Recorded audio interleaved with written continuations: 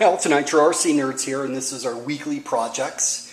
Before I get into it, I want to talk a little bit about this hobby, and I'm sure everyone knows it, but it's such a great hobby, and I really like the way that it brings people together. Our neighbors, they've been not just really cool about our hobby, and when I first moved here, we moved here in December, I kind of warned them, that my son and I are in this remote control car thing, and so you're definitely going to see us, if not hear us, testing our cars on the street. And things such as that, and everybody has been wonderful about it. When we first started, people would come out in the street and they were enamored with it, because if you think about it, a Nitro car, you can't beat that, right? Everyone that sees it's going to at least stop down and look at it. And so it got from the point to where they were watching, and then now, just in our little street right here, and these houses around us, there are four of us, that are rocking RC cars out in the street, and old and young, from 3 years old to older than me, and I'm in my early 40s. So it's a lot of fun, and it's really cool to be sitting out there and in the evenings, and everyone's out there running their cars, and we're talking shop, and we're the only ones with Nitro. I'm trying to convert some other folks into Nitros. One of the guys, he's very interested in getting a Savage, but anyways, it just kind of shows what a great hobby this is. So, all right, anyways, let's get started on our projects. As for my Losi Mini 8 here, I'm extremely disappointed with Losi, Horizon Hobby specifically.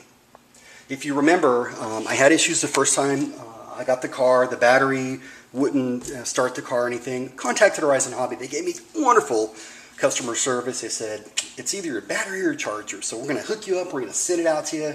And they did. The problem was they only sent me the battery. When I saw that, I was like, oh my goodness, I hope it is the battery, not the charger. So I use this real crappy wall charger. See, again, they have these E2C connectors, so I can't use this on any of my other chargers.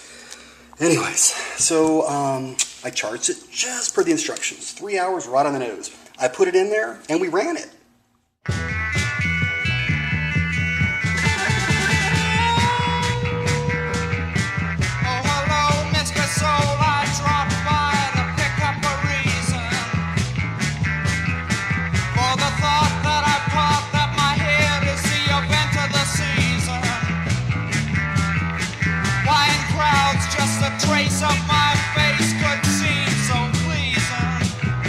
However, after we ran it, Andrew and I were, for lack of a better term, underwhelmed. It was slow. We got maybe 7, 8 maximum minutes of drive time out of it. So we were just kind of standing there with a failed smile, looking at each other going, I thought, well, okay, let's just recharge the battery. Maybe things get better. So I recharged the battery, once again, to the T. Put it back in. This time, nothing.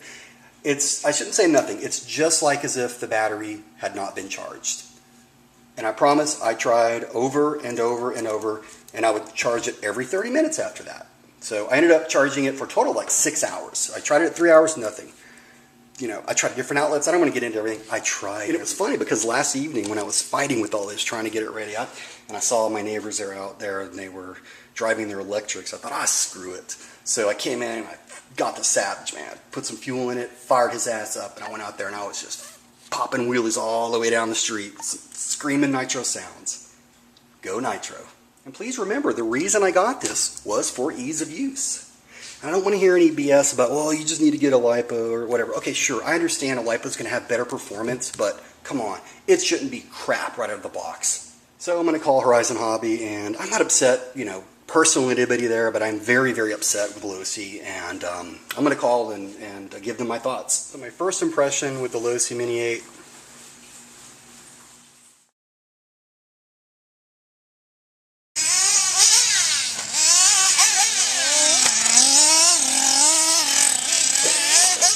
On a more positive note, I have no action items or anything I need to do to my Mugen this week. It's still a badass. We cannot if we want to, if we don't nobody will. And you cannot feel moving totally removed like an imbecile.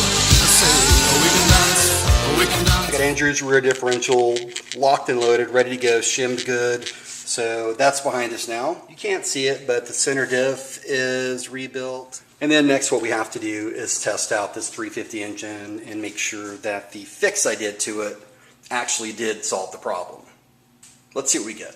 Before I test the engine, I did have to redo the link setup on it. I actually, to be honest, I jury-rigged it just because I know I'm going to be throwing another engine on here. You can see when I brake, there's some movement and things like that. This is a very poor link setup, so the engine is not gonna, it's gonna idle funny and all of that stuff. Really, I just want to make sure that nothing is binding and that the brakes are working fine, which they are. All right, so the good news is I got his engine fixed. It's up and running. Definitely needs a good tuning due to how much I was jacking with it when I was troubleshooting everything. But the bottom line is, at least it's running now.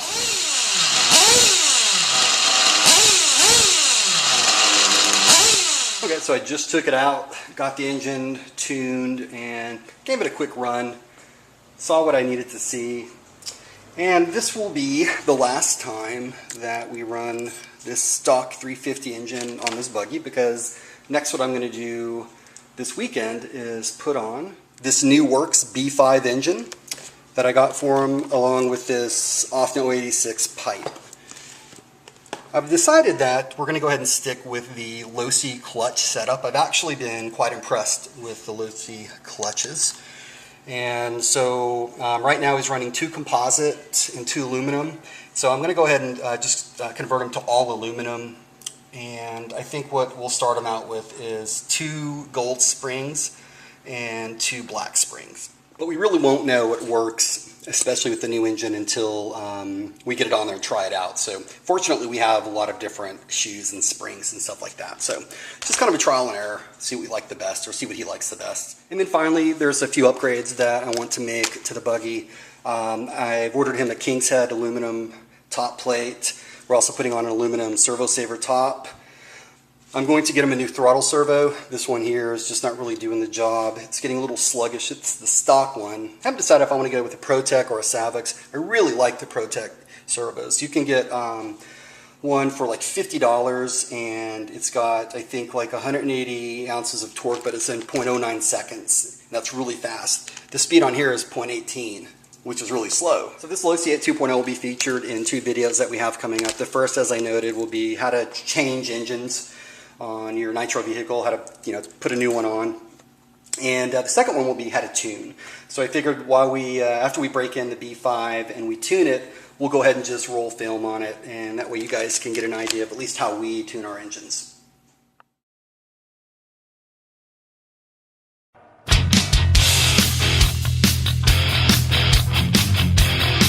You take a mortal man. Alright, now concerning the Savage, I had promised myself I was not going to take it completely apart and whatnot, but instead just focus solely on the fix and, more importantly, why this issue occurred. And I believe I have it figured out now. Now I'm confident that a lot of you on here are already aware of this, but you have to understand a few things. One, this is a completely different design, this Savage right here. And with these buggies, I'm getting pretty good. You guys have to understand, we've only been in this hobby a year and a half, and I think I've gotten pretty adept at taking buggies apart and putting them back together, and I've built them, and I've done virtually everything on a buggy, and I mean, anything goes wrong, I can get in there and rip it apart and put it back together, no problem. This is different, and it really intrigues me. I have done some things on here, clutch maintenance, bearings, and changed out servos and things like that. But as I noted, I'm very, very intrigued. So I can't wait eventually to just take it apart. But right now the focus is getting it fixed. Anyway, so here's kind of the issue. And what happened was this rear suspension pin right here on the upper arm came out. And what's going on is it uses these E-clips right here, you can see, for the bumper. And what I've learned is that these little bumper mounts, or whatever you call them right here, are what holds the suspension shaft in. Well, you can see right here, on the side that came out, I lost the E-clip. And so consequently, the bumper was coming out. I'm not going to pull it all the way out. Bumper was coming out, and the guard was not there, so the suspension shaft came out. Right, so I've got it fixed, and I just took it out for a run, and it reminded me just what a badass machine this is. And when I started it up, it's been like, what, 3 months since I've started this engine, and that's probably the longest interval I've gone without starting one of my engines, and it fired right up. Kept its tune, everything on it was great. This is a tremendous engine, this F4.6. It's just a great engine, and it's perfect for this Savage right here. Savage so much, and I'm telling you, if you don't have a Savage, you got to get a Savage. Just have that on your bucket list or something, but man, I'm telling you, these things are so much fun. I fixed the problem, but I haven't fixed what's causing it. So, here are my thoughts. I now see what folks mean when they were talking about zip tying this area right here. So what I'm going to do is I'm going to zip tie this right here to hold these little mounts or whatever you want to call them to keep the pins in. That's the first thing. The second thing is this E-clip. Well, I'm going to order another one, but I do have some thoughts on ways to keep it very secure. The only problem is if I implement the idea that I'm thinking of, it's permanent, so it's probably not going to come out again, and I do want to take this off. So we'll see. I'll get some more E-clips, and we'll see how it holds up. And to that end, as I've gone through and analyzed some areas where I want to improve this Savage, it's kind of its roll center, and I noticed there's no sway bars on here, so I'm thinking about getting some sway bars for it. And I believe I heard one of our subscribers at one time, or someone told me that you can get a sway bar kit that will help keep these pins in. I don't know how it does it. Ideally, I'd like to have like a set of tapered pins right here, because I'm confident that the way we run this, I mean, we bash it as hard as we can, it's going to happen again. So we'll see. If anybody has any ideas, or let me know. But I do want to come up with, first of all, getting a good sway bar kit for it. And second of all, coming up with a way to keep these pins in better than the current design. And so with that, before I take it out and let it do what it does, which is pretty much any damn thing it feels like doing, I do want to get the E-clips on there because, excuse me, I don't trust the current design. I don't like the fact I don't have an E-clip on there right now. So anyways, good news is the Savage is back up and running. We're going to take it out, we're going to bash it, and then here, within the month or so, I'm definitely going to begin upgrading it.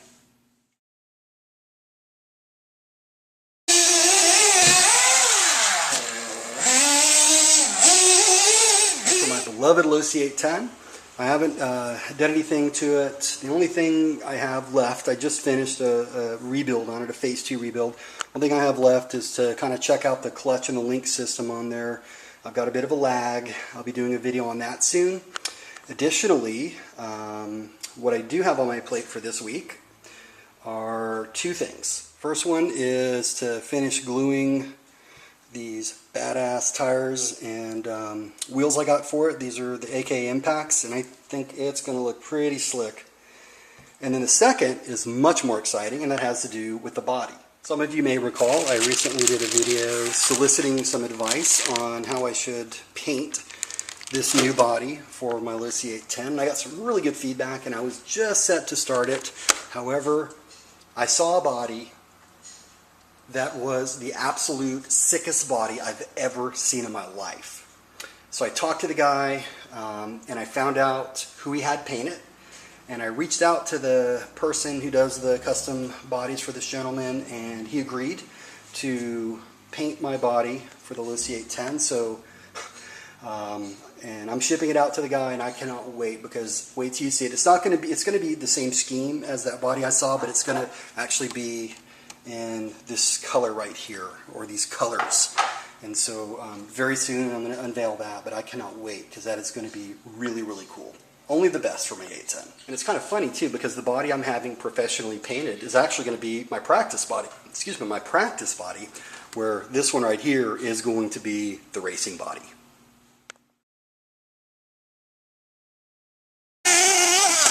Woo! As for our Often Hyper 7, I've started, I guess you could call the beginnings of its rebuild, and it will be a very intense rebuild. First thing I'm doing is putting the low C 350 engine on it. It's going to be very interesting since this engine here is the stock one on it is a pull start, and of course the 350 uses a bump box. I've swapped out a lot of engines, but this will be the first time that I've taken a bump box engine and put it on a vehicle that uses a pull start. However, I don't anticipate any problems. You never know. I'm expecting everything to fit, but we're going to soon find out. Anyways, take a good look at it now. I did receive a request to do a video on swapping out engines, so I'm going to make a video when I do that. But again, take a good look here because this will be one of the last times you see it until it is completely overhauled.